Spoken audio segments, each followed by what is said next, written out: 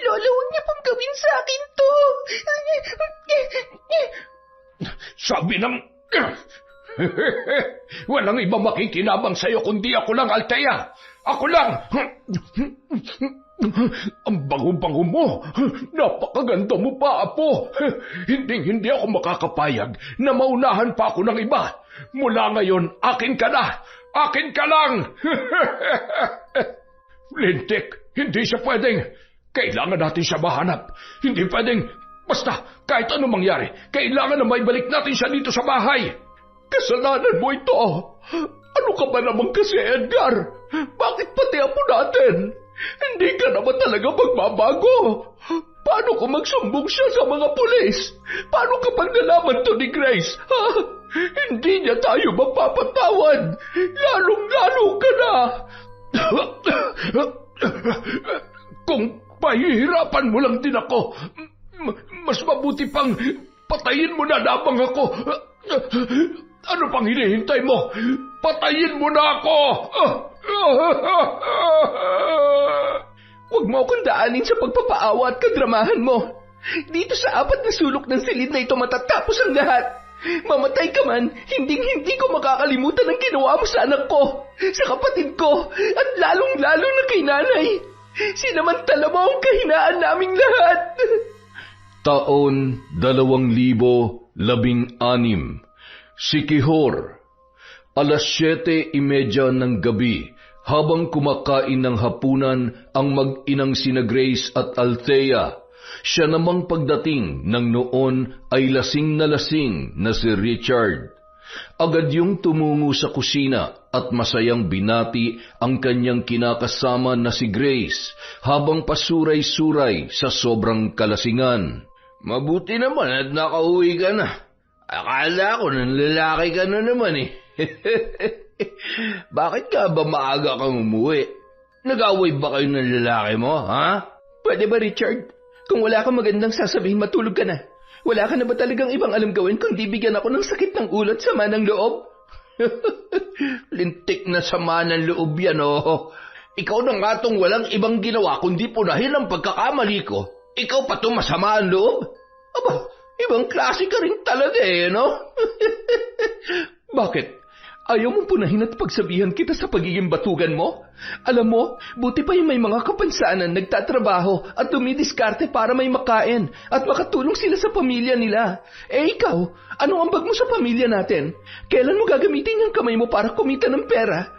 Mula nang ipinagbuntis ko si Althea, oo nga't magkasama tayo sa bahay na to pero hindi ka na gumawa pa ng paraan para maghanap ng trabaho. Ni wala kang pakialam kung kakain pa ba tayo ngayon o sa susunod na araw na. Ang alam mo lang kumupit sa pitaka ko, mangutang at mag-inom. Kung makahit-hit ka pa ng sigarilyo para ka ng tambutso ng jeep. Tingnan mo nga yung leeg mo. Konting-konti na lang puputok na yung bukol dahil hindi ka pa rin tumitigil sa bisyo mo. Itong bukol na to? Hindi ba't ikaw naman na may gawa sa akin nito? Aminin mo na kasi. Kinukulam mo ba ako, ha? Mangkukulam ka rin ba katulad ng tiyahin mo? Ha? Mahigpit na hinawakan ni Richard sa braso ang babae habang nanlilisik ang mga mata at tinititigan siya ng matalim. Bitawan mo ako! Nasasaktan ako! Ano ba? Hindi ko alam yung sinasabi mo! Di mo alam? Talaga nagmamaang-maangan ka pa, ha? Alam mo, sa oras na malaman ko na may kinalaman ka sa mga lintik na bukol na to sa katawan ko, magdasal-dasal ka na sa Diyos na sinasamba mo. Tandaan mo yan! Anong gagawin mo? Sasaktan mo ako? Papatayin? Ako pa talagang tinakot mo? Alam mo, matagal ko nang ipinagdarasal na sana lumayas ka na sa pamamahay na to.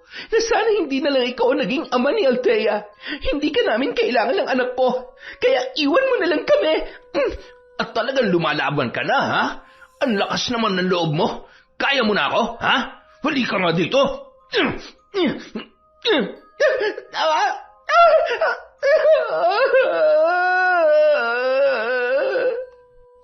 Papa, huwag po.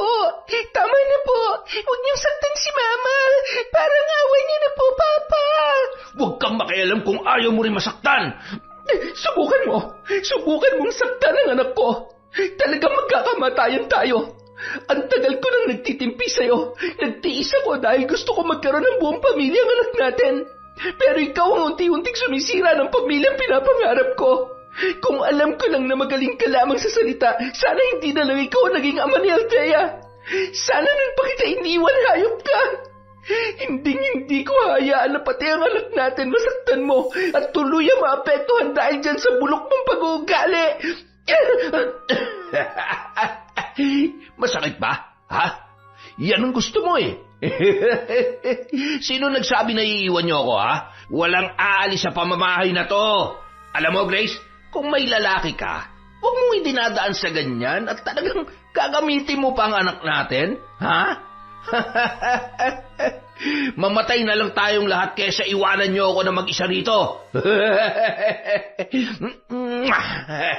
Walang ibang magmamay-ari sa'yo kundi ako lang. Ako lang! Nung mga oras na yun, buong lakas na ginamit ni Grace ang kanyang tuhod upang tamaan ang maselang bahagi ni Richard at nang makawala sa mahigpit na pagkakahawak sa kanya ng lalaki.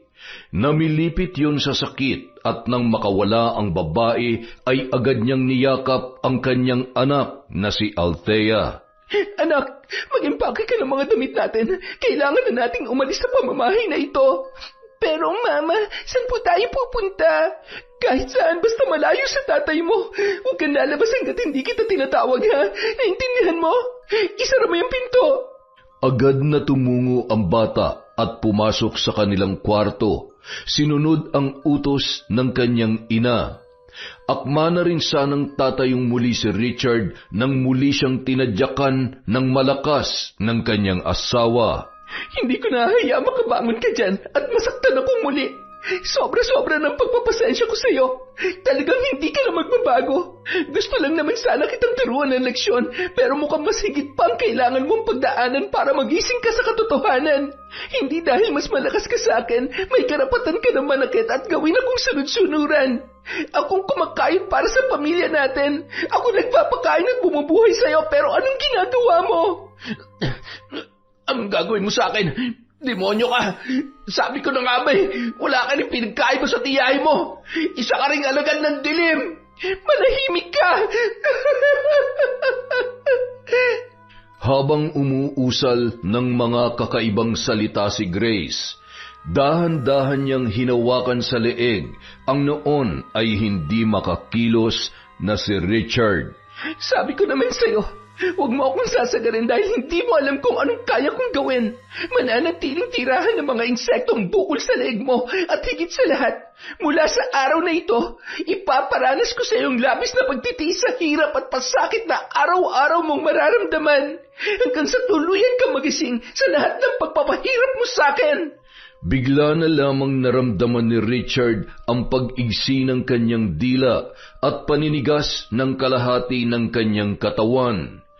Pilit niyang ibinubuka ang kanyang bibig upang sumigaw, ngunit hindi niya man lamang maigalaw, maging ang kanyang paa. Tumulo na lamang ang luha nito sa tagiliran ng kanyang mga mata, at mababasa mo sa kanyang muka ang pagmamakaawa sa kanyang asawa na noon ay nakangisi at patuloy sa pag-usal ng kanyang sumpa. Unti-unting nandilim ang paningin ng lalaki hanggang sa nawalan na siya ng malay. Agad naman kinatok ni Grace ang kanyang anak na noon ay patapos na rin sa pag-iempake ng kanilang mga gamit. Anak, buksan mo tong pinto. Opo, nandyan nanay. Agad niyang binitbit ang mga bag na pinaglagyan ng kanilang mga damit at binuksan ang pintuan ng naturang silid. Alis na po ba tayo? Habang wala pang malay ang papa mo, halika na. Nang makarating sa sala ay napansin ni Althea na tila hindi maayos ang lagay ng kanyang ama. Lalapitan niya pa sana yun nang bigla na lamang hinila ni Grace ang kanyang braso. Sandali lang po. Huwag kang mag-alala, maayos ang lagay niya. Huwag mo siyang alalahanin. Unang-una wala siyang pakialam at pagmamalasakit sa atin, kaya hindi mo siya dapat kaawaan, anak. Halika na. Nagmamadaling umalis ang mag-ina sa inuupahang bahay sa loob ng mahigit 1 dekada magmula nang magsama sila ni Richard. Palakad takbong tinungo nila ang paradahan ng tricycle. Nagpahatid sa bahay ng kaibigan ni Grace sa kabilang barangay para doon muna magpalipas ng gabi. Makalipas ang 3 araw, tuluyan ng nakahanap ng malilipatan ng mag-ina sa tulong ng katrabaho ni Grace. Bagamat ayos lamang sa kaibigan niya na doon muna sila manuluyan, nahiya naman ang babae sa kanyang kaibigan. Sa kabilang banda, pinagkakaguluhan naman si Richard ng mga kaibigan nito na kapwa manginginom. Hindi makapaniwala ang mga yon sa nakakaawang kalagayan ng lalaki.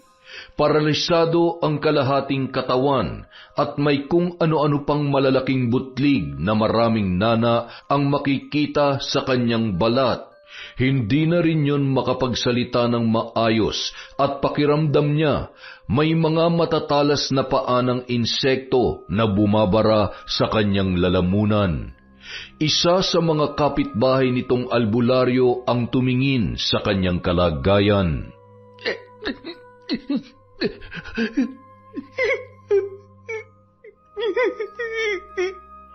Mang Darius, sa tingin mo, ano kaya nangyari sa kanya? Mukhang kahit doktor ay mahihirapan ng pagalingin yan. Isa pa, sino mag-aasikaso dyan? Iniwan na nung mag-ina niya. Ay, ito kasi ang nangyayari sa mga taong mapang-abuso. Ayan siguro ay matagal nang nagtitimpi sa kanyang asawa. Iba talagang magalit ang mabait. Ang nakakatakot lamang ay sa kabila ng kabaitan ni Grace, noon pa man, minsan niya nang nabanggit sa akin na may alam siya sa paggamit ng itim na kapangyarihan. Sa pagkakaalam ko ay isang mabagsik na mambabarang ang kanyang tiyahin na nagpalaki at nagpaaral sa kanya. Mambabarang si Grace? Paano na yan? Di matutodas na to. Hindi ba kaya nilang pumatay ng... Kaya ang buhay niya ay nasa kamay ng kanyang asawa. Nakadepende sa sumpa na kanyang binitawan ang buhay nitong si Richard. Susubukan kong maibsan ang kanyang nararamdaman, gayon din ang pakikipag-usap kay Grace sa pamamagitan ng isang ritual. Naway may natitira pa siyang awa para dito kay Richard. Samantala, nag-aayos ng mga bagong biling gamit sa kusina ang mag-ina. Habang ginagawa nila yon, bigla namang napag-usapan ng dalawa ang mga posibleng pagbabago sa kanilang buhay. Anak, sa tingin ko mas makabubuti kung iuuwi na lang kita sa Siquijor dun sa lola at lolo mo. Ilang buwan na rin lang naman ay matatapos ng kontrata ko sa pinagtatrabahuhan ko. Sa tingin ko, mas makabubuti para sa atin kung itutuloy ko ang plano ko magtrabaho sa ibang bansa para naman mas makaipon tayo agad para sa pag-aaral mo. Sa ibang bansa? Mama, okay lang po kahit hindi ako mag-aaral sa pribadong school. Basta wag na po kayong umalis. Wala naman pong problema sa akin kahit saan tayo tumira, basta magkasama po tayo. Gagalingan ko na lang po sa pag-aaral para po pwede ako makakuha ng scholarship. Althea, anak, kailangan kong pansamantalang lumayo para makalimot, makapag-isip-isip, at para rin naman sa atin ang lahat ng gagawin ko. Kaya sana maintindihan mo si nanay. Kapag nakaipon na si nanay, uuwi din ako kaagad. Magnenegosyo ako nang sa ganon, hindi ko na kailangan pang umalis ulit at magtiis sa mababang sahod dito sa Pilipinas. Pasensya na po kayo, nanay. Hindi lang po ako sanay na magkalayo tayo. Alam mo, anak, nung 7 taong gulang pa lamang ako, inampun din ako ng tiyahin ko para makapag-aral. Yun din ang unang pagkakataon na nahiwalay ako sa nanay at tatay ko. Naalala ko pa nga noon, kapag papadilim na, umiiyak ako. Parang gusto kong tumakbo ng mabilis at umuwi sa bahay namin para makita ko sila. Hanggang sa nasanay na ako at naintindihan ko na kung bakit kailangan kong humiwalay sa kanila. 2 lang kami magkapatid pero walang kakayanan ng lolo at lola mo na pag-aralin kami. Wala kasing permanenteng trabaho ang lolo mo noon. Pa-extra-extra lang sa mga sakahan at kung minsan naman nangingisda siya. Kahit papaano naranasan kong maginhawang buhay kay Tia Cristina. Kapatid yun ng lola mo. Isa siyang guro at pinag-aral niya ako hanggang sa 2 taon sa kolehiyo. Natigil lang ako nang nagkasakit siya ng cancer. Nung nawala siya, ipinagpatuloy ko pa rin ang pag-aaral ko. Kahit sobrang hirap pagsabayin ang pagtatrabaho at pag-aaral. Nay, kaya ko rin naman po yun. Pinagdaanan ko na kung gaano kahirap kaya ayaw kong maranasan mo yon, anak. Tiwala lang, ha? Hindi ka naman pababayaan ng lolo't lola mo kapag wala ako eh. Isa pa, nandun din ang Tia Riza mo. Sigurado ako na matutuwa siya. Basta po, lagi kayo mag-iingat, Mama, ha? Hayaan nyo, mag-aaral po ako ng mabuti. Kapag nakatapos na ako naman po ang magtatrabaho para sa atin. Ay sus, napakabait naman talaga ng anak ko. Mahal na mahal ka ni Mama. Alam mo, nagsisisi ako na ngayon lang natin ginawa to. Sana pala nun ko pa iniwan ng tatay mo. Hindi mo na sana nakita pa ang mga kawalang hiyaan niya. Akala ko kasi may pag-asa pa siyang magbago eh. Naiintindihan ko naman po yun, Mama. Ang totoo po, naawa ako kay Papa dahil papaano na po siya ngayon na iniwan na natin siya. Pero kapag naiisip ko po kung gaano kanya tinatrato at sinasaktan, mas naiintindihan ko po kayo at alam kong ito ang tama at mas makabubuti para sa ating lahat. Sana lang magbago na po siya. Sana may tama niya ang mga pagkakamali niya. Sana kung magkikita-kita man po tayo ulit, pinagsisihan niya na ang lahat ng mga kasalanan niya. Ay, sana nga anak. Sana lang talaga. Pero sa ngayon, hindi ko alam kung kailan ako magiging handa na makita ang iyong ama. Makalipas ang 1 buwan, umuwi sa probinsya ng Siquijor ang mag-ina. Ikinagulat naman ng mag-asawang Edgar at Fe ang biglaang pagdating nila. Hindi nagmano si Grace at nagkatinginan ang mag-asawa na tila ba parehong may tanong sa kanilang isip. Pasensya na ho kung hindi ako nagsabi sa inyo o tumawag man lang. Matagal na rin ho kasing hindi ako nakauwi dito, kaya gusto ko kayong sorpresahin. Namiss ko ho kayo. Buti naman at naisipan mo magbakasyon. Miss na miss ka na rin namin. Lalo na itong apo ko na parang kailan lang ay kinakarga mo pa. Aba, tingnan mo nga naman. Dalagan-dalaga na. Napakaganda rin at manang-mana sa iyo. Apo, ako ang Lolo Edgar mo. Ako ang tatay ng mama mo. At siya naman ang Lola Fe mo. At, Riza, nandito ang kapatid at pamangkin mo. Lumabas naman si Riza at matipid na ngumiti. Anak, magmano ka kay Tita Riza mo? Ate, kumusta? Okay lang naman kami dito. Biglaan yata ang bakasyon ninyo. Sa bagay, wala na nga palang pasok itong anak mo. Mabuti pinayagan kong lumiban sa trabaho. Anak, akin na yung mga gamit ninyo at ipapasok ko sa kwarto. Ang dami nito ha. Mukhang mahaba-haba ang magiging bakasyon ninyo. Salamat, Nay. Ano po pala? Ang totoo, wala na ako sa dati kong pinagtatrabahuhan. Hindi na ako pumirma ng panibagong kontrata. Balak ko kasing mag-abroad. Mag-abroad ka? Iiwan mo sa asawa mo tong si Althea? Ay, naku ate. Hindi ko naman maaasahan yon. Isa pa, wala na kami. Wala na. Naghiwalay na kayo ni Richard. Ano nangyari? Ay, wag na lang po natin siyang pag-usapan, Tay. Sa totoo lang, ayaw ko na siya maalala pa. Ang mahalaga sa akin ngayon, mabigyan ko ng maayos na buhay ang anak ko. Anong plano mo ngayon, anak? Iiwan ko po muna sa inyo si Althea. 3 taong kontrata lang naman po. Mag-iipon lang po talaga ako para sa pag-aaral at pampuhunan sa negosyo. At susuportahan ko naman lahat ng pangangailangan niya kahit nasa malayo ako. Kailangan ko na hong pumunta ng Maynila dahil marami akong dapat asikasuhin eh. Grace, sigurado ka ba sa desisyon mo? Ibig kong sabihin ay wala ka na bang ibang pwedeng pasukan na trabaho dito sa Pilipinas? Yung hindi mo kailangan pang lumayo at iwanan ng anak mo. Para namang sinasabi mo na hindi natin kayang alagaan si Althea. Sino pa ba magtutulungan kundi tayo-tayo lang? Ituloy mo ang plano mo, anak. Huwag ka mag-alala. Hindi namin pababayaan ang apo ko. Nandito kami ng nanay mo para suportahan ka sa anumang magiging desisyon mo. Hindi ba, Ma? Ang nanay mo pa ba? Magaling mag-alaga yan. At saka, nag-iisa lang itong apo namin at sa tagal ng panahon ay matagal rin naming inasam na makasama siya. Huwag ka mag-alala. Kami na ang bahala kay Althea. Wala namang problema, anak. Isa pa, hindi naman naalagain itong apo ko. Talagang hindi niyo po problemahin yan dahil marunong na ho yan sa mga gawain. Hindi niyo na ho kailangan pang asikasuhin dahil kaya niya naman ang sarili niya. Pero mas makakampante ho ako kung dito ko siya iiwan sa inyo, lalo na ho sa panahon ngayon. Hindi ho kakayanin ng puso ko na may mangyari masama sa anak ko habang nasa malayo ako. Hinawakan ni Grace ang maamong muka ng kanyang anak.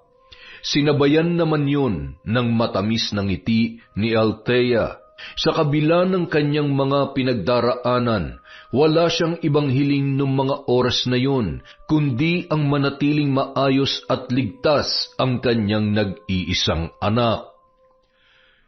Kinaumagahan, bandang 5:00 pa lamang ng umaga, papaalis na rin nung araw na yon si Grace. 6:00 pa lamang ng umaga at tulog pa ang kanyang anak na si Althea.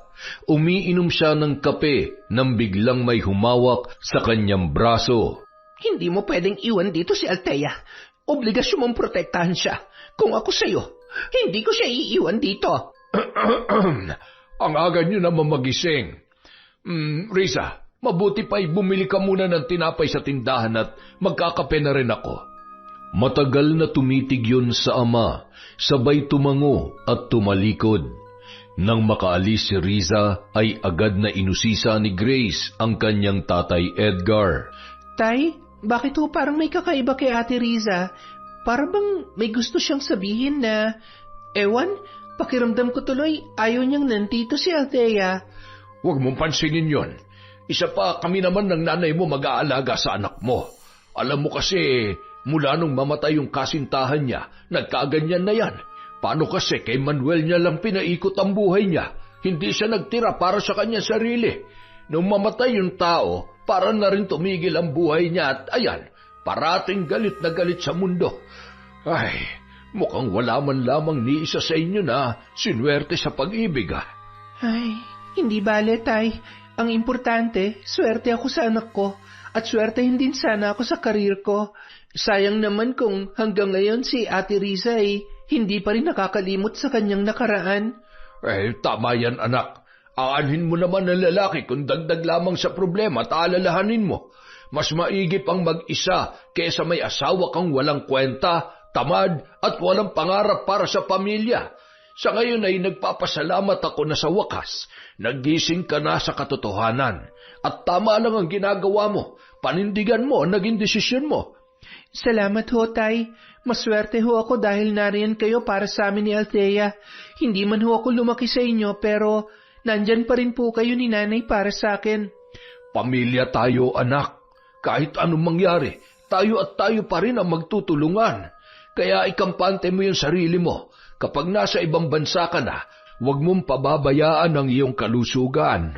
Natigil ang pag-uusap ng dalawa nang bumalik si Riza at inilapag ang binili nung tinapay sa mesa, sabay pumasok sa kanyang silid.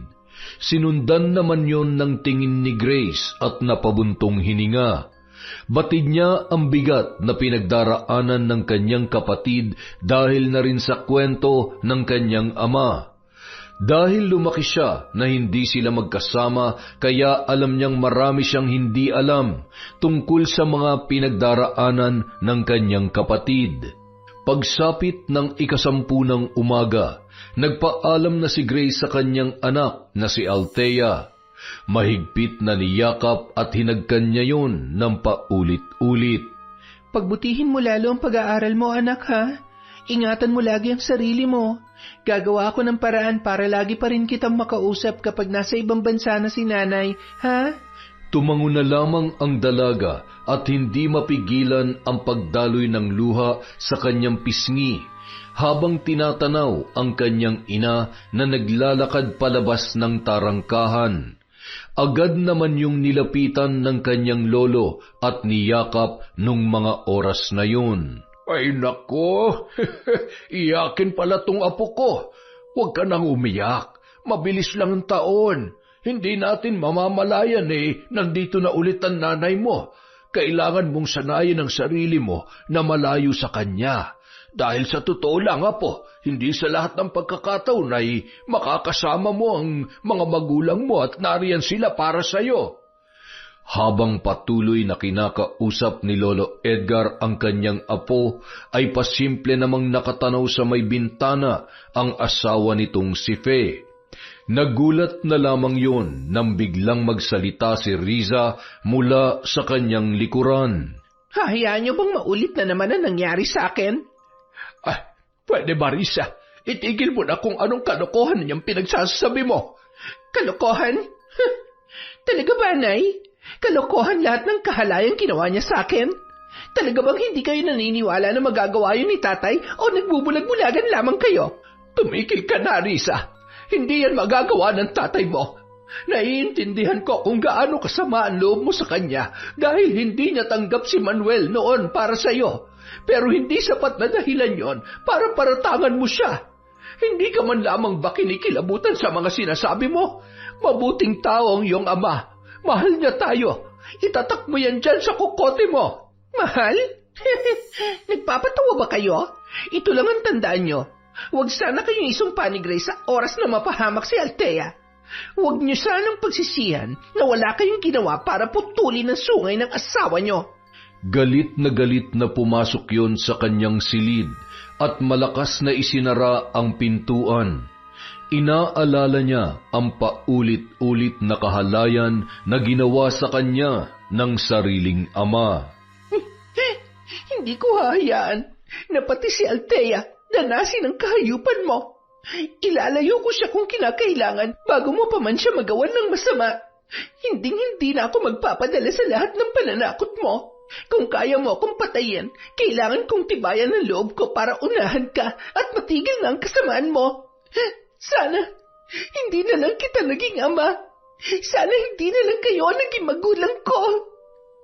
Makalipas ang ilang linggo, naging bantay sarado si Risa sa bawat galaw at kilos ng kanyang pamangkin.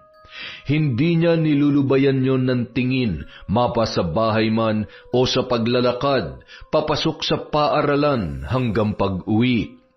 Ngunit patuloy namang gumagawa ng paraan si Lolo Edgar para mapalapit lalo sa kanya ang loob ng kanyang apong si Althea. Isang hapon, bago pa man mag-uwian ay nakaabang na si Lolo Edgar sa gate ng eskwelahan para sunduin ang kanyang apo sakay ng isang lumang tricycle. Lolo, nasan po si Tita Risa? Bakit po kayo sumundo sa akin? Ay, may pinuntahan lamang siya po, kaya ako munang sumundo sa'yo. Isa pa, dapat ako naman talaga ang sumusundo sa'yo pagkagaling ko sa trabaho. Para naman paminsan-minsan ay nakakapagpahinga rin ang tita mo. Siya, sakay na. Mamamasyal din muna tayo. Lagi ka na lang abala sa pag-aaral mo Agad naman nang sumakay ang dalagita sa tricycle.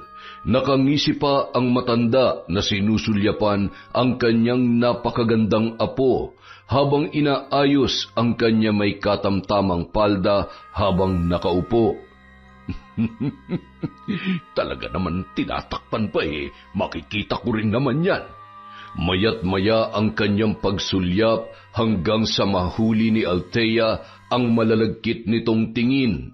Itinaas ng dalaga ang kanyang kilay na animoy nagtatanong sa kanyang lolo. Ayusin mo ang upo mo, apo. Baka masilipang ka. Matipid na ngumiti at muling inayos ni Althea ang kanyang pagkakaupo. Hinawakan niya ang laylayan ng palda at pilit na pinipigilan ang pag-angat noon dahil sa lakas ng hangin habang nasa biyahe nung mga oras na yon. hanggang sa makarating sila sa isang lukluk na bahagi ng baryo kung saan nagtatanim ng gulay at kung ano-ano pa si Lolo Edgar. Samantala, Manong, nakauwi na po ba si Althea? Yung lagi ko pong sinusundo? Teka. Oo, nakaalis na siya. Kani-kanina lamang. Nakita kong sumakay sa tricycle. Tricycle? Diyos ko, hindi maaari. Hindi ka na talaga nagbago. Napakasama mo talaga.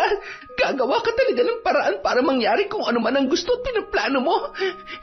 nagmamadali yung umuwi at nagbabaka sakali na madadatnan niya ang kanyang ama at pamangkin sa kanilang bahay. Nay, si Althea, nandito na po ba siya? Bakit ako ang tinatanong mo? Hindi ba't kayo dapat ang magkasama? Ikaw tong sumusundo sa kanya tapos ako tong tatanungin mo. Ay nako, ewan ko sa'yo. Nay, sinundo siya ni tatay. May nakakita kay Althea na sumakay ng tricycle. Nay, siguradong si tatay ang sumundo sa kanya. Yun naman pala eh. Pwede ba? Huwag kang ampraning. Masasaan ba't uuwi rin naman yung mga yun dito? Napailing-iling na lamang sa galit, sabay muling lumabas ng bahay at nagtatakbo si Riza.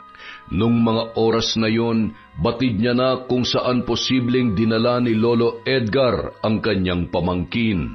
Riza, saan ka pupunta? Hintayin mo ako! Ay naku, napakatigas ng ulo mo. Kung alam mo lamang na pinuprotektahan lamang kita, baka masaktan niya tayo o kung ano pa magawa niya sa atin. Diyos ko, tulungan niyo po ako. Hindi ko na po alam kung anong dapat kong gawin. Habang humahagulhol, sinundan niya na lamang ang tumatakbong anak. Dumaan si Riza sa shortcut na daan patungo sa kubo ng kanyang ama. Samantala, Ang ganda naman po dito, Lolo. Kaya lang po, magagabi na at saka parang uulan na po. Mas mabuti po siguro kung bumalik na lang tayo dito kapag wala na akong pasok. Isama po natin sina Tita Risa at Lola Fe para po mas masaya. Maaga pa naman, apo, at masarap ang hangin. Sigurado ko na hindi babagsak ang ulan na yan. Halika, doon muna tayo sa kubo magpahinga. agad namang sumunod si Althea sa kanyang Lolo Edgar. Bago pa man makarating sa may kubo ay bumagsak na ang malakas na ulan. Bakat na bakat ang magandang hubog ng katawan ni Althea dahil sa manipis nitong kulay puti na uniforme. Pambihira naman tong ulan na to, oo. Akala ko hindi nababagsak. Nabasa tuloy tayo. Ay, maigi pa palitan mo yung damit mo at baka magkasakit ka. May naiwan akong ilang panrabahong damit dito. Pagtsagaan mo na kesa naman lamigin ka at magkasakit. Heto, magpalit ka na. Huwag ka na mahiya sa akin at lolo mo naman ako. Tatalikod na lamang ako kung hindi ka komportable. Matipid na ngumiti si Althea bago tuluyang tumalikod at nagpalit ng damit na iniabot sa kanya ng kanyang Lolo Edgar. Walang kamalay-malay ang dalaga sa noon ay napapalunok-laway niyang lolo habang tinatanggal ang kanyang basang uniforme. Bago pa man matapos makapagpalit ang bata ay napasilip si Lolo Edgar sa labas upang masiguro na walang ibang tao roon. Nung mga oras na yon, hindi na niya mapigilan ang kanyang sarili. Labis na ang init na kanyang nararamdaman at pagkasabik sa kanyang sariling apo. Ngunit laking gulat niya nang matanawan ang noon ay tumatakbong si Risa at nakasunod na rin ang kanyang asawa na si Fe. Lintik naman talaga, oo. Bakit sila nandito? Panira naman ang pagkakataon, oo. Masasaktan talaga sa akin itong mga to eh. Lalo ka na, Risa. Akala mo ba hindi ko napapansin ang pagbabantay mo kay Althea? Kahit anong gawin mo, hindi mo ako mapipigilan sa gusto kong mangyari. Masasaktan ka lamang sa akin. Althea? Nasaan si Althea? Kasama mo ba siya? Tita, bakit po? Bakit ganyan ang suit mo? Anong ginawa mo sa kanya? Ginawa? Ano bang pinagsasasabi mo? Ay, sorry po kung nag-alala kayo. Ipinasyal lang po muna ako dito ni Lolo. Kaya lang po, bigla pong bumuhos yung ulan. Nabasa po kami. Ipinasuot niya lang po sa akin to at baka raw po magkasakit ako. Ay, mabuti naman kung ganon. Tara na, umuwi na tayo, Althea. Nabasa ka na rin naman kaya pwede ka nang magpaulan pa uwi at maligo na lamang pagdating sa bahay. Nay, tara na ho. Sandali lang. Nandito ka na rin naman ay samahan mo na lang muna ako. May bibilhin pala ako sa may sentro. Ay, ma, ikaw nang bahala dito sa apo natin. Kayo na lang ho. Marami pa ho akong asikasuhin sa bahay. Ang tigas talaga ng ulo mo kahit kailan, ano? Narinig mo naman yung sinabi ko, hindi ba? Bakit parang hindi ka na naman nakakaintindi, ha? Anak, sige na. Sundin mo na lamang ang tatay mo. Ako na lamang ang bahala sa pamangkin mo. Mag-iingat ka, anak. Tinapik ni Lola Fe ang balikat ni Risa. Sabay tiningnan yun sa mata na animoy nangungusap. Tinabig naman ni Risa ng bahagya ang kamay ng kanyang ina. Mababakas ang galit sa kanyang mga mata at nakakuyom na kamao habang naglalakad paalis ang maglola. Nang makalayo ay agad na hinila ni Edgar ang kanyang kamay, papasok sa maliit na silid ng kubong yun. Ano ba? Bitawan mo ako! Ano na naman ang gagawin mo? Ito naman, masyado pang painosente. Matapos mo sirain ang plano ko ngayon, magtatanong ka pa talaga? Halika dito. Malamang ay nagseselos ka, no? Ha? Huwag ka mag-alala dahil ibubuhos ko sa iyo ang pananabik ko kay Althea kanina. Bitawan mo ako! Hayop ka! Napakamanyak mo! Demonyo ka! Demonyo? Tandaan mo na ang demonyong ito ang nag-aruga at nagpalaki sa iyo. Alangan naman, iba ang makikinabang. Hindi ba? Ang pag-aari ko ay pag-aari ko. Naiintindihan mo? Isang malaking bangungot para sa dalaga ang mga ganoong tagpo sa kanyang buhay. Mula nang siya ay magkaisip at magdalaga, ginagawa na yun sa kanya ng kanyang sariling ama. Dahilan para minabuti na lamang niyang tumigil sa pag-aaral. Nang makilala niya si Manuel, akala niya ay matatakasan niya na ang panghahalay sa kanya ni Edgar. Ngunit namatay yon nang matambangan sa daan ng hindi matukoy na kriminal. Ang gabi na sana ay magtatanan sila ay nauwi sa malagim na trahedya na hinding-hindi niya makakalimutan sa kanyang tanang buhay. Hanggang sa kasalukuyan, sinisisi niya ang kanyang sarili sa pagkamatay ng lalaki na kanyang pinakamamahal. Patayin niyo na lamang ako. Pagod na ako. Patayin niyo na lamang ako. Bakit kita papatayan napapakinabangan pa naman kita? Maghintay ka lang dahil isa sa mga araw na ito, bibigyan kita ng panahon na makapagpahinga. Basta huwag mo lang manghaadlangan ang mga gusto ko, ha? Naiintindihan mo? Alam mo na hindi ako nagbibiro. Kayang-kaya kong patayin ang nanay mo, maging si Althea, at pati na rin ikaw. Pero hindi pa ito ang tamang pagkakataon. Minsan na akong pumatay, kaya nasisiguro kong magagawa ko yon ng paulit-ulit. Anong ibig mo sabihin? Ikaw ba? Ikaw ba ang pumatay kay Manuel? Kapag sinabi ko bang oo, may magagawa ka ba? Mabubuhay ba doon si Manuel? Ha? Hayop ka! Dapat ikaw ang mamatay! Ikaw dapat!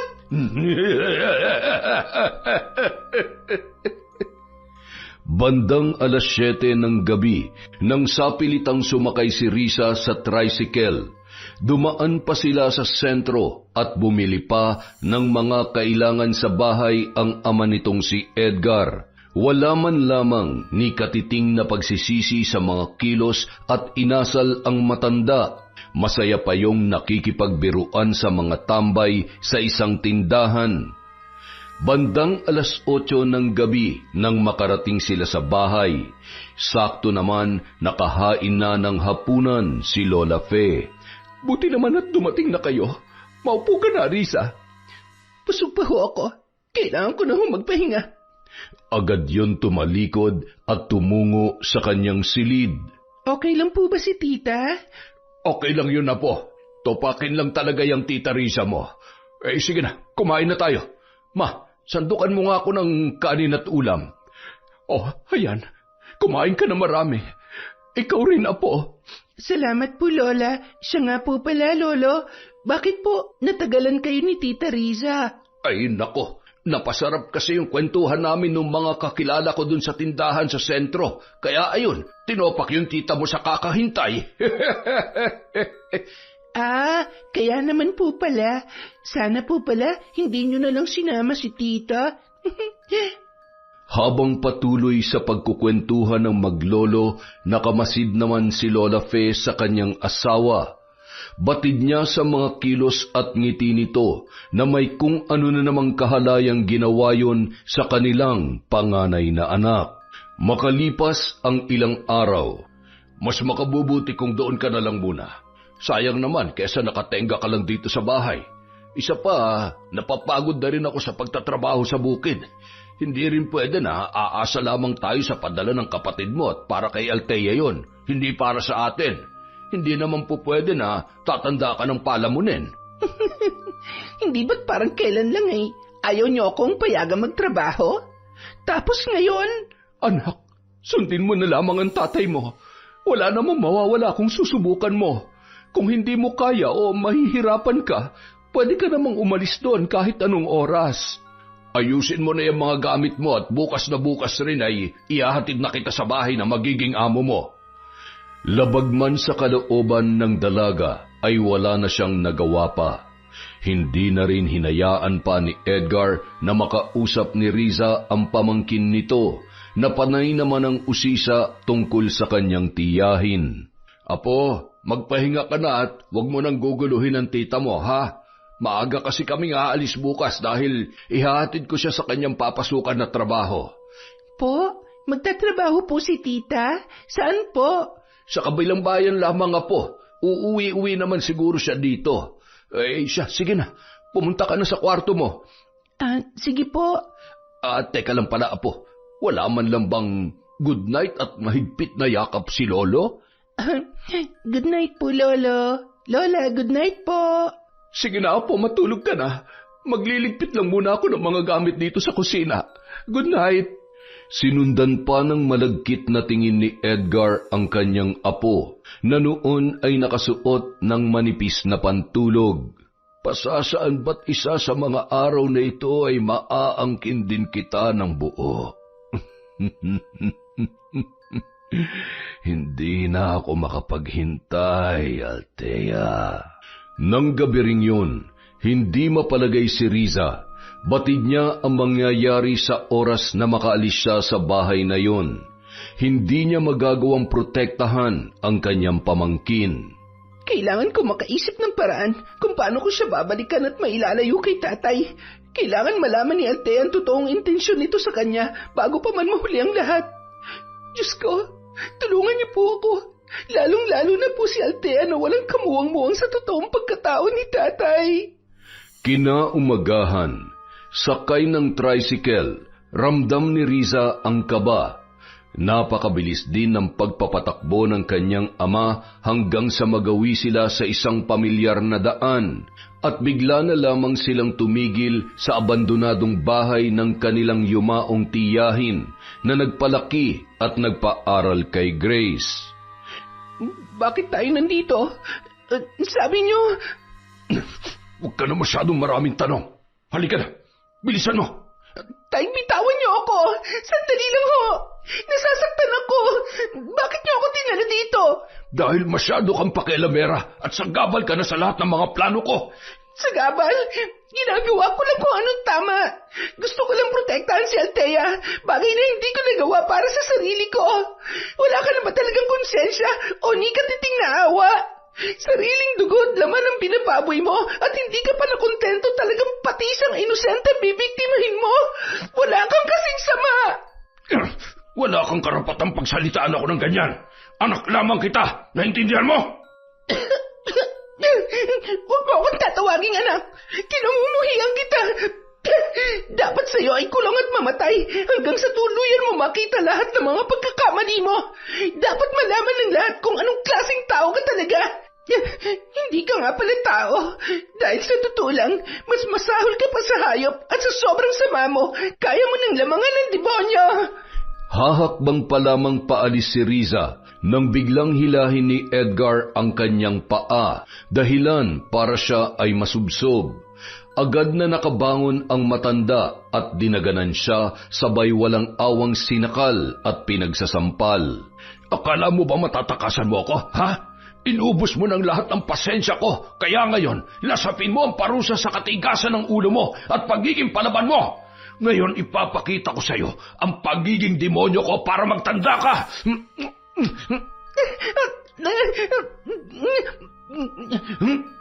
Wala kang kadala-dala, ha?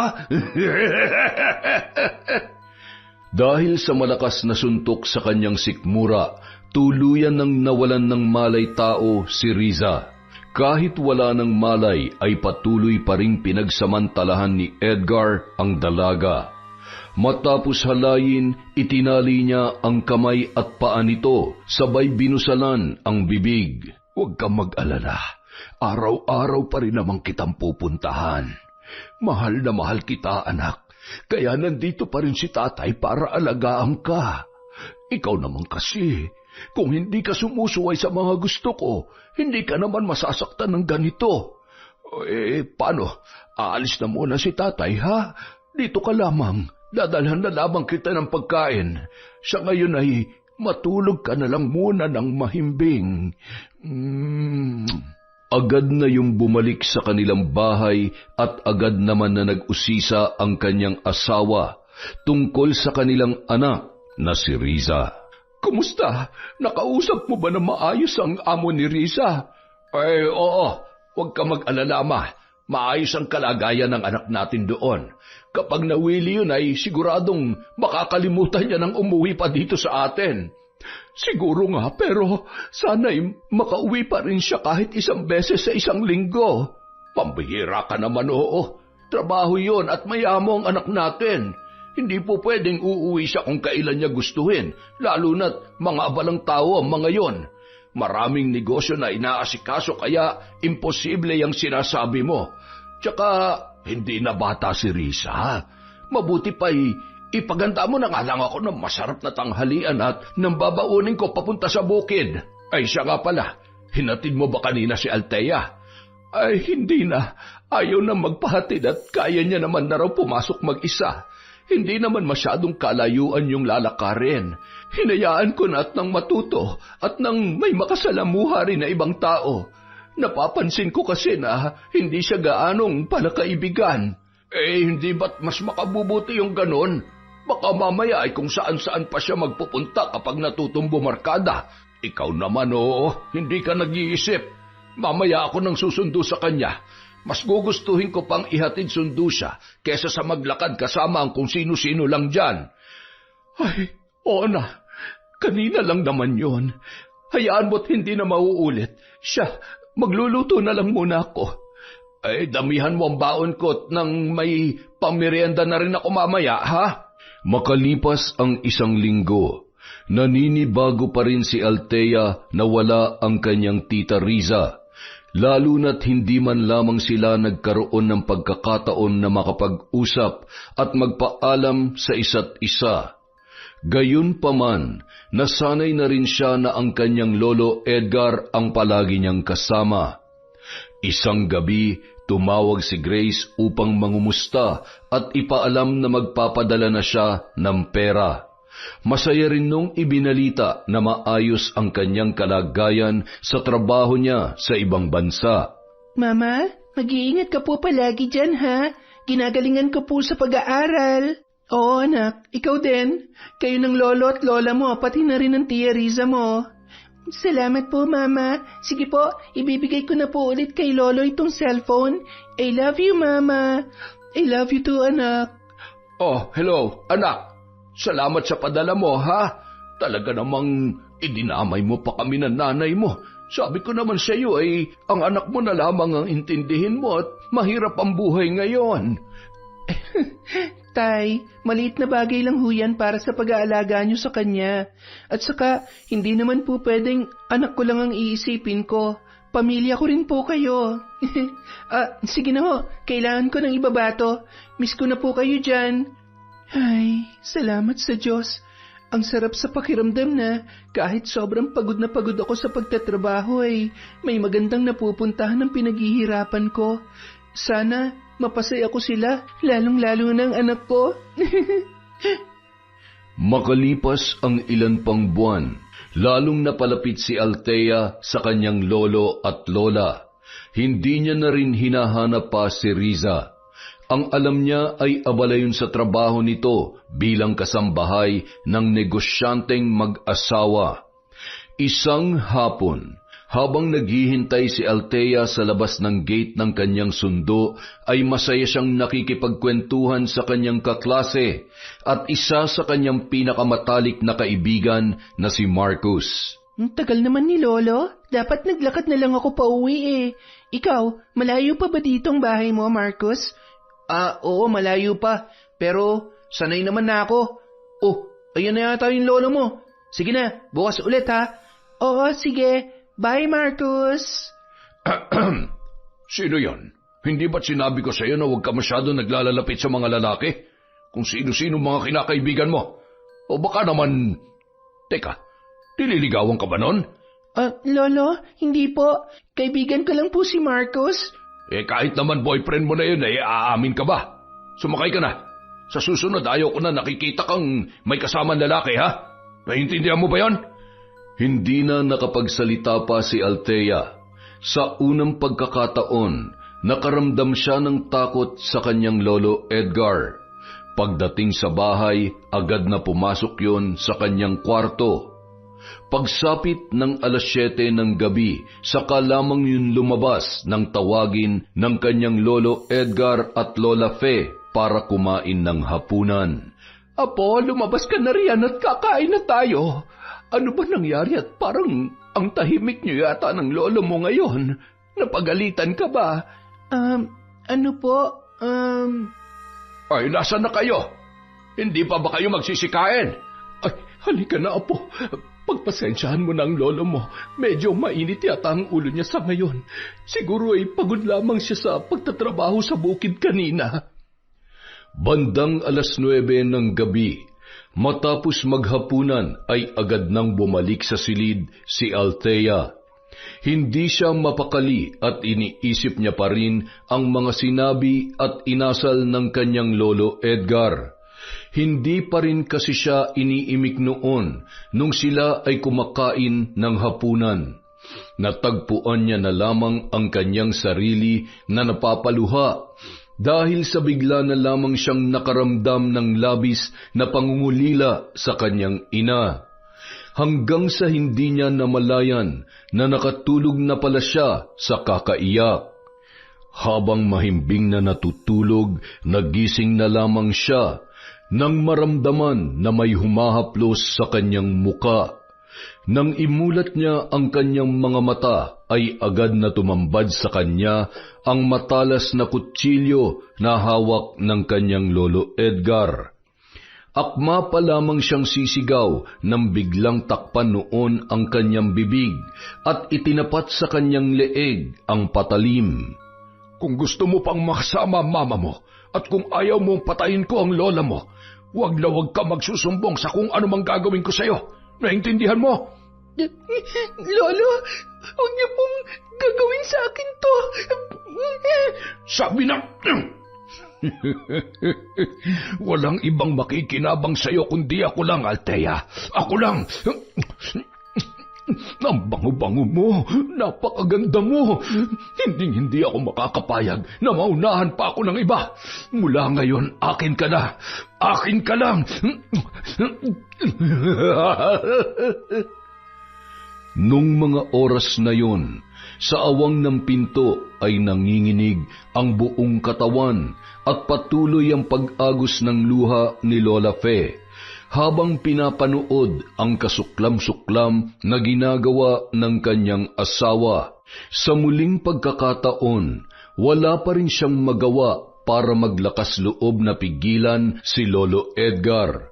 Bumalik na lamang yon sa silid nilang mag-asawa at nagpanggap na walang alam sa nangyayari. Hinintay niya pa ang pagbabalik ni Edgar sa kanyang tabi. Kinaumagahan. Edgar, may problema tayo. Si Althea. Nawawala si Althea. Paano nawawala? Wala ang mga gamit niya sa kwarto. Lintik. Hindi siya pwedeng... Kailangan natin siya mahanap. Hindi pwedeng... Basta kahit anong mangyari, kailangan na maibalik natin siya dito sa bahay. Kasalanan mo ito. Ano ba naman kasi, Edgar? Bakit pati ang apo natin? Hindi ka naman talaga magbabago? Paano kung magsumbong siya sa mga pulis? Paano kapag nalaman to ni Grace? Hindi na tayo mapapatawad. Lalong-lalo ka na. Huwag mo nga akong pinagsasabihan na parang bata. Walang makakaalam sa nangyari. At sisiguruhin ko rin na hindi ako makukulong. Naintindihan mo? Habang nag-uusap ang dalawa, ay siya namang tawag ni Grace. Nay, kumusta ho kayo dyan? Si Althea po, pwede ko ba siyang makausap? Bago pa man makasagot si Lola Fe, ay biglang inagaw ni Lolo Edgar ang cellphone sa kanyang asawa. Ay, hello, anak. Kumusta ka dyan? Ay, miss na miss ka na ng anak mo. Siya nga pala, kahatid ko lang sa kanya sa eskwela. Maaga kong pinapasok dahil maaga rin akong pupunta sa bukid. Ganun po ba? Sige ho, tatawag na lang ho ulit ako. Mag-iingat po kayo dyan. Narinig niyo po ba ako? Mag-iingat po kayo. Oo. Salamat anak. Mag-iingat ka rin dyan. Samantala, hindi pa rin ako makapaniwala na magagawa sa iyan ng lolo mo. Ay, paano kung hanapin ka niya at malaman niya na dito ka sa bahay nagtatago? Delikado tayong pareho kapag nagkataon. Wala kang dapat ikatakot dahil bago pa man niya malaman na nandito ako, siguradong nahuli na rin siya ng mga pulis. Sana makauwi agad si Mama. Huwag ka nang umiyak. Habang hinihintay natin ang mama mo, ako ang puprotekta sa'yo. Pasensya na, hindi ko rin alam kung anong gagawin sa ngayon eh. Ang hirap na walang magulang. Ayaw mo namang malaman ng iba yung nangyari. Pwede naman sana tayong humingi ng tulong sa iba, sa mga teacher natin. Mas makabubuti na tayo na muna nakakaalam. Ayaw ko rin malaman ni Lolo na may ginagawa akong aksyon laban sa kanya. Alam mo, lagi kong sinasabi na dapat marunong tayo magpatawad gaano man kalaki ang pagkakasala sa atin ng ibang tao. Pero, hindi sa pagkakataong ito. Hindi sa ginawa sa akin ng lolo ko. Kailangan niya managot. Kailangan niya makulong. Samantala, sa tulong ng mabait na amo ni Grace sa ibang bansa, nakauwi siya sa Pilipinas sa lalong madaling panahon at nagbigay pa yon ng pinansyal na suporta para sa pagsampa ng kaso para sa kanyang anak at sa lahat ng gastos hanggang sa makabalik yon sa kanyang trabaho. Bukod sa may kaya ay sadyang matulungin ang mag-asawa na naging amo nito. Makalipas ang 3 araw, agad na nakauwi ng Pilipinas si Grace. Nagmamadali niyang pinuntahan ang kinaroroonan ng kanyang anak. Agad na nagpamediko legal at nagsampa ng reklamo laban sa lolo ng biktima. Isang araw. Edgar, may mga pulis na paparating. Ikaw ang pakay nila. Sumuko ka na. Kailangan mong harapin ang kasalanan ginawa mo para matapos ng lahat ng ito. Hindi pwede. Hindi ako papayag na makulong. Edgar, tama na. Nakikiusap ako, sumuko ka na. Hindi mo matatakasan ang mga kasalanan kahit saan ka pa magtago. Hanggang ngayon wala ka pa rin talagang kwenta. Napakahira ng utak mo. Bakit ako magpapahulit magpapakulong kung kayang-kaya ko naman tumakbo at magtago? Sige. Subukan mong kumilos at ako na mismo ang papatay sa'yo. Hindi ako magdadalawang isip na saksakin ka kapag pinilit mo ang gusto mo. Hindi na kaya ng konsensya ko na hayaan ka na lamang maging malaya sa lahat ng mga kasalanan mo.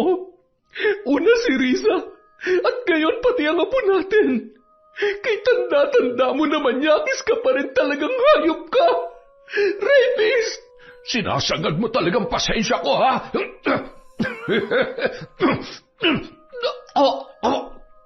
Tulong! Tulungan niyo! Halos naliligo na si Fe sa sariling dugo ng madatnan ng mga kapulisan. Bago pa man maisugod sa ospital ay binawian na yon ng buhay. Agad namang ipinaalam ng kapulisan ang nangyari at pinapunta si Grace sa punerarya na kanilang pinagdalhan sa bangkay ng kanyang ina. Nay, anong nangyari? Natakasan ho kami.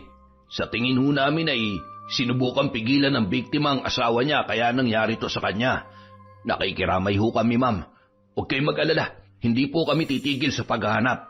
Agad na umalis ang ilang kapulisan at iniwan ang noon ay halo-halo ang emosyon na si Grace. Nay, ang dami-dami kong itatanong sa inyo.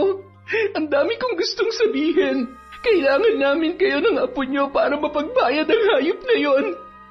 Igaganti kita, Nay. Ipag-iiganti ko kayo ng anak ko. Hayop siya. Isinusumpa ko luluha siya ng dugo sa pagmamakaawa sa buhay na ipagkakait ko sa kanya. Nagpasya ang babae na ipakremate na lamang ang bangkay ng kanyang ina dahil sa napakarami niyang dapat asikasuhin. Isa pa sa kanyang inaalala ay kung nasaan ang kanyang kapatid na si Riza. Wala pa rin akong balita kay Riza. Ano na lang ang mararamdaman niya kapag nalaman niya mga nangyari? Wala nga ba talaga siyang alam? Mama, paano kung katulad ko, biktima rin si Tita Riza? Baka kaya malayo ang loob niya kay Lolo at parang hindi sila magkasundo dahil posible. Kaya siguro minabuti niya na lamang na hindi na umuwi mula nang makapagtrabaho siya. Paano? Marcus, ikaw na muna bahala kay Althea. May kailangan lang akong puntahan at gawin. Babalik din ako kaagad. Sakay ng tricycle, bumalik si Grace sa abandonadong bahay ng kanyang tiyahin. Nagulat siya nang pagpasok niya sa kabahayan ay napakalinis noon na para bang may nakatirang tao. Agad siyang napalingon nang may narinig na kalansing ng kadena sa isang silid. Agad din siyang pumasok at halos lumuwa ang kanyang mga mata nang makita ang kalagayan ng kanyang kapatid na si Riza. Namumutla na yon at nanunuyo na ang labi.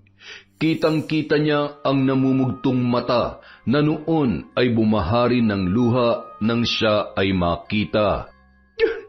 Ate, ano nangyari? Bakit nandito ka?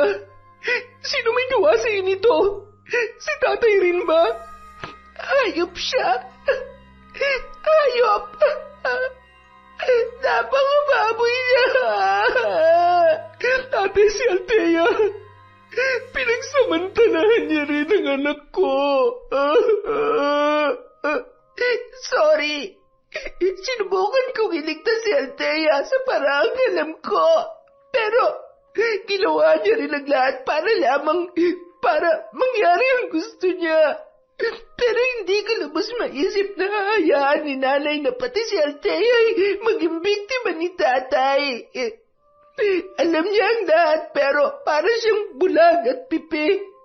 Pagdating sa mga ginagawa ng kanyang asawa, napakatuwag niya, Grace. Ate, wala na. Wala na? Anong wala na? Wala na si nanay, ate. Pinatay siya ni tatay. At sa ngayon, doble-doble ng kasong kinakaharap niya. Ngunit sadyang napakagaling niya magtago. Kaya ako nandito para balikan ang ilang gamit na kakailanganin ko upang masiguro kung babalik siyang naninikluhod. Habang nalulunod sa sakit at hirap na ipanaranas ko sa kanya. Gagamitin ko lahat ng lakas, kapangyarihan at kaalaman na minana ko kay Tia upang pagbayarin siya. Ako ang papatay sa kanya. Ako ang maniningil sa mga walang kapatawarang kasalanan niya. Agad na kinalagan at humingi ng tulong si Grace sa mga otoridad upang masaksihan ang ginawa ng kanilang ama sa kanyang panganay na kapatid. Kinagabihan, napagpasyahan nilang umuwi sa sariling bahay habang si Althea naman ay nakikituloy pa rin sa bahay ng kanyang kaibigan dahil ayaw na nitong bumalik pa sa kanilang tahanan. Bagamat ulila na sa mga magulang, mag-isa na lamang sa malaking bahay na yon si Marcus. Sinusuportahan na lamang yon ng mga kapatid ng kanyang mga magulang. Isang gabi, habang isinasagawa ni Grace ang ritual, ay marahan namang nakasuporta sa mga kailangan nito ang kapatid niyang si Riza. Ilang sandali pa, pinaupo niya ang babae sa kanyang tabi at magkahawak kamay na pinapasunod niya sa kanyang mga inuusal na salita, habang kapwa pinapatakan ng kandila ang damit at larawan ng kanilang ama. Makalipas ang isang linggo, nang hihina na si Edgar at maririnig ang mayat-mayang pagdaing nito, mababakas ang iba't ibang bukol sa kanyang katawan. Ang ilan sa mga yon ay nagnanaknak na. Nahihirapan din yon na ihakbang ang kanyang mga paa dahil sa nagmamanas ang mga yon. Sumusuka rin ang dugo na may kasamang mga insekto at mga kalawanging pako. Sa ilong nito ay kusang dumadaloy ang mahabang putik na may kasamang bulate. Aray, sakit ng ulo ko at ng tiyan ko. Hindi ko na kaya. Tama na! Tama na! Umamin ka na nga. Siguro may malaki kang atraso, no? May pinagtataguan ka ba? Tinatakbo ang kasalanan? Alam mo, sa lagay mong yan, sigurado ako na binabarang ka. Katulad ng isa sa mga kapitbahay namin dito na muntik na mamatay. Muntik na mamatay? Oo, pumapatay ang mga yan sa paraan na hindi mo lubos akalaing mangyayari sa'yo.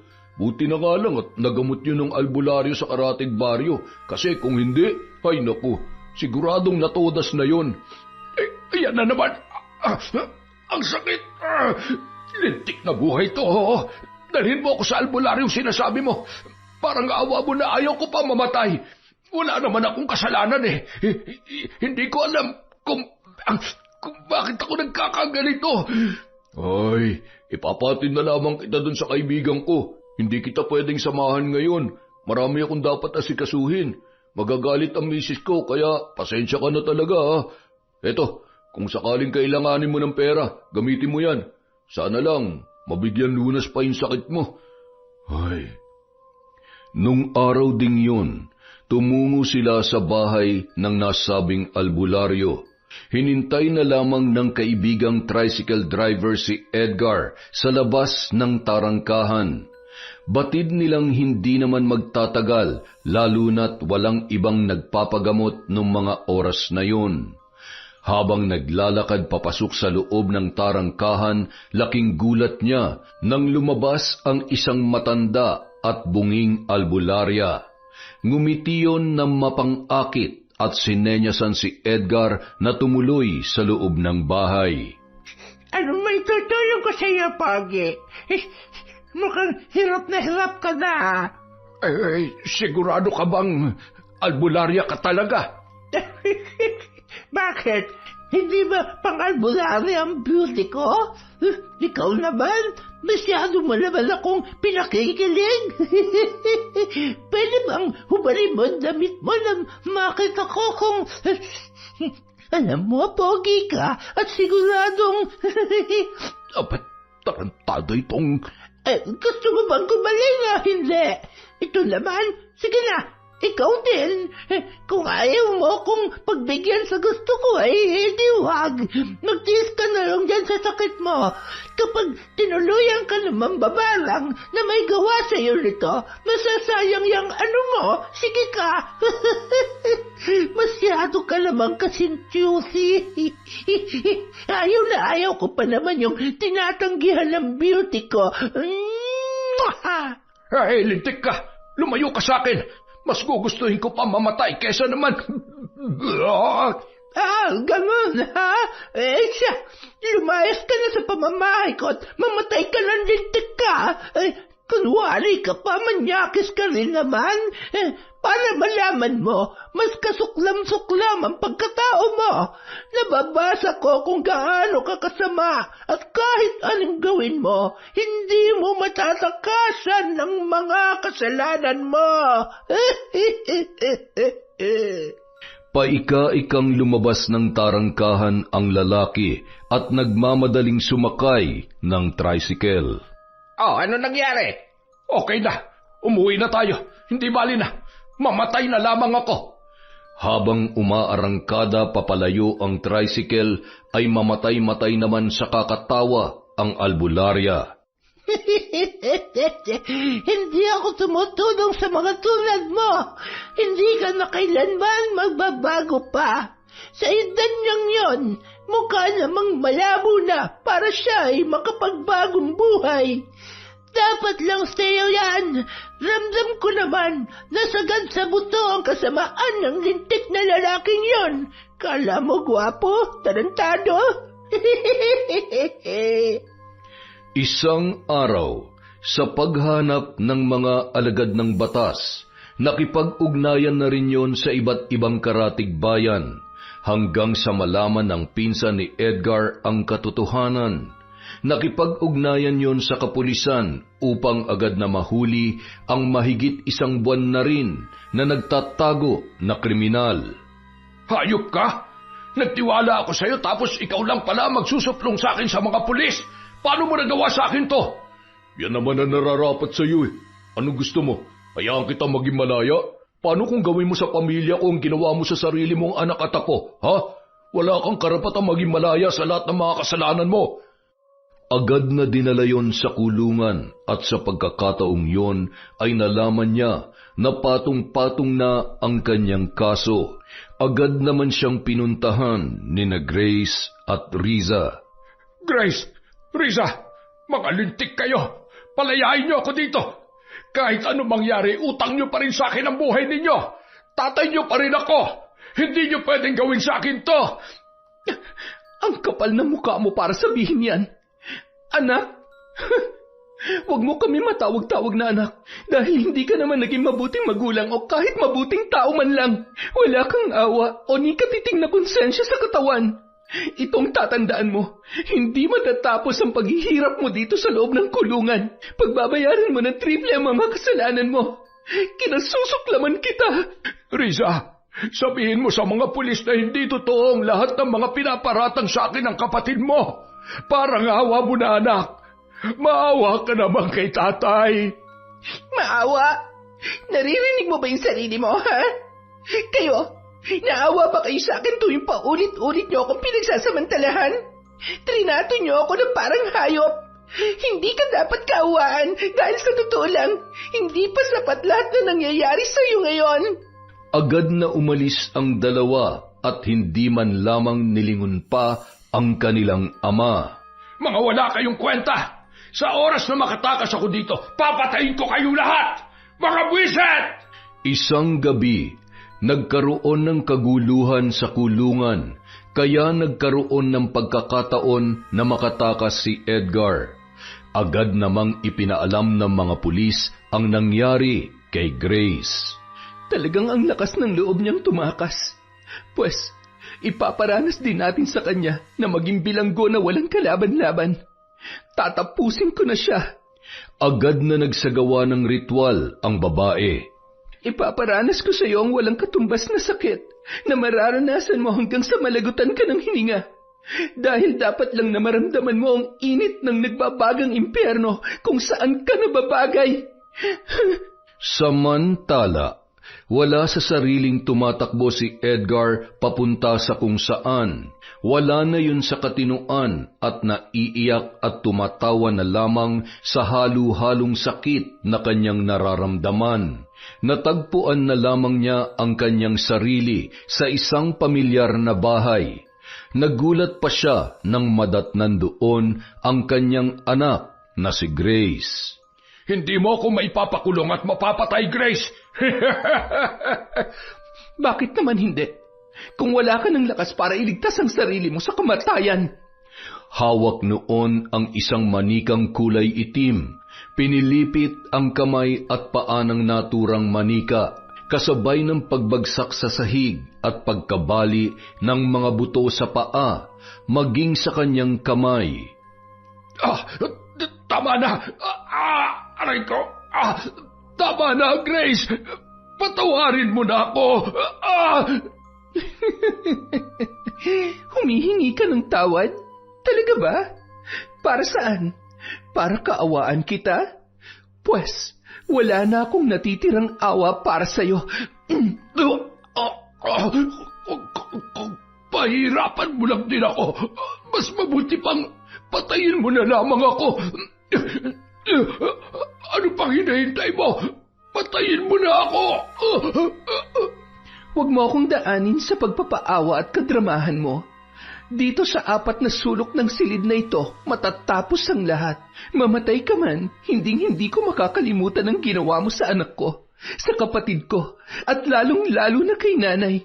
Sinamantala mo ang kahinaan naming lahat. Grace, ano gagawin mo sa akin? Anak, bumalik ka dito! Sa labas ng bahay ng kanyang tiyahin, ipinikit niya ang kanyang mga mata habang inuusal ang mga kahindik-hindik na salita. Dumilim ang kalangitan at gumuhit doon ang galit na kidlat. Ilang sandali pa, tumama ang 3 sunod-sunod na napakalakas na kidlat sa kabahayan hanggang sa nag-apoy ang isang bahagi noon. Narinig niya ang malakas na sigaw ng kanyang tatay Edgar. Ngunit hindi awa ang kanyang naramdaman, kundi kasiyahan. Kasabay ng kanyang hakbang ay ang ngiti sa kanyang mga labi. Tuluyan nang natupok ang lumang bahay, habang paunti-unti na rin na bumuhos ang ulan. Makalipas ang ilang buwan, magkasamang tinungo ng mag-ina ang Maynila. Doon ay nagpasya silang magsimulang muli at kalimutan ang masalimuot na nakaraan. Hindi man naging madali para kay Althea na kalimutan na nangyari, umaasa siya na hindi nun maaapektuhan ang magandang buhay na pinapangarap niya para sa kanilang mag-ina. Sa unang pagkakataon, ipinagdiwang nila ang Pasko, dala ang pag-asa na may magandang dahilan ang lahat ng mga nangyari. Yun ay ang magkaroon ng isang pamilya na puno ng pagmamalasakit sa isa't isa. Kaya naman, kasama na nila nung mga oras na yun, sina Riza at Marcus. Huwag kayong mag-alala. Kapag nakabalik na si Grace sa ibang bansa, ako naman ang mag-aalaga sa inyo. Ako ang tatayo niyong ina at hindi ko kayo pababayaan. Salamat po, Mama Grace at Tia Riza. Salamat po at kahit hindi niyo naman po ako kadugo ay tinanggap niyo pa rin po ako bilang sarili niyong anak. Wala pa yan sa laki ng naitulong mo kay Althea. Best friend ko po siya kaya gagawin ko po talaga ang lahat para matulungan siya. Siguro po kahit ibang tao gagawin din naman yung ginawa ko. Hindi lahat ay binibiyayaan ng mabuting puso katulad mo. Kaya anak, huwag mong iisipin na iba ka sa amin, ha? Salamat po. Matutuwa rin po ang mga kapatid ni nanay at tatay kapag nalaman nilang nandito na po ako sa Maynila. Paano kung sabihin nilang doon ka dapat tumira sa kanila? Siyempre, mga kamag-anak mo yon. Okay lang po yun. Basta malapit lang naman sila dito para kahit anong oras, makakasama at madadalaw ko po kayo. Pero, imposible po yun. Dapat po, nun pa nila ako kinupkup. Oo nga naman, kaya siguradong okay lang sa kanila kung dito ka na sa amin para naman may kasama kami ni Tita Riza. Ay, sana lagi na lang tayo magkakasama, no? Sana hindi na lang aalis si Mama. Kung pwede lang sana, anak. Pero kailangan eh. Pero huwag ka mag-alala. Darating din ang araw na hindi ko na kailangan lumayo para magtrabaho. Lalo na kapag tapos ka na sa pag-aaral at may trabaho ka na rin, diba? Opo, Nanay. Naiintindihan ko naman po. Huwag ka na malungkot dahil magkamukha naman kami ng nanay mo. Kapag namimiss mo siya, nandito lang si Tita Riza para sa'yo, ha? Ang ganda-ganda talaga ng pamangkin ko. Aba, syempre. Nagmana yata sa akin yan. Salamat po, Tita. Salamat po, Nanay. Pwede po bang sumali? Halika na, mag-iinarte ka pa eh. Makalipas ang mga taon, ilang araw mula nang makabalik si Grace sa Pilipinas, magkakasama silang nagsimba upang magpasalamat. Napalingon si Grace nang may tumawag sa kanyang pangalan. Paglingon niya, nakita niya ang kanyang asawa na si Richard. Hawak ang kamay ng bagong kinakasama nito na nagdadalang tao na rin.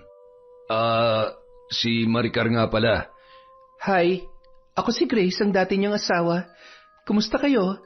Sana naman, nagbago ka na. Huwag mo na sanang iparaan sa magiging bago mong pamilya ang ginawa mo sa amin ng anak mo. Mula nung iniwan niyo ako, mas lalong naging miserable ang buhay ko nun. Dahil kay Maricar, sinubukan ko magbago.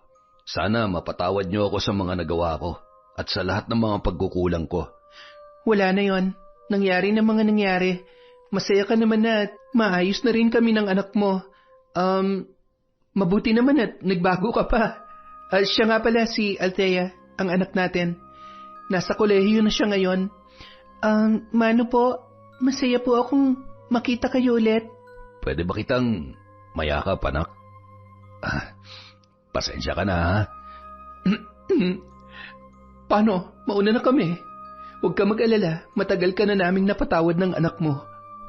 Agad nang umalis ang mga yon, habang napapaluha na lamang si Richard na pinagmamasdan ang malaking pagbabago ng kanyang mag-ina.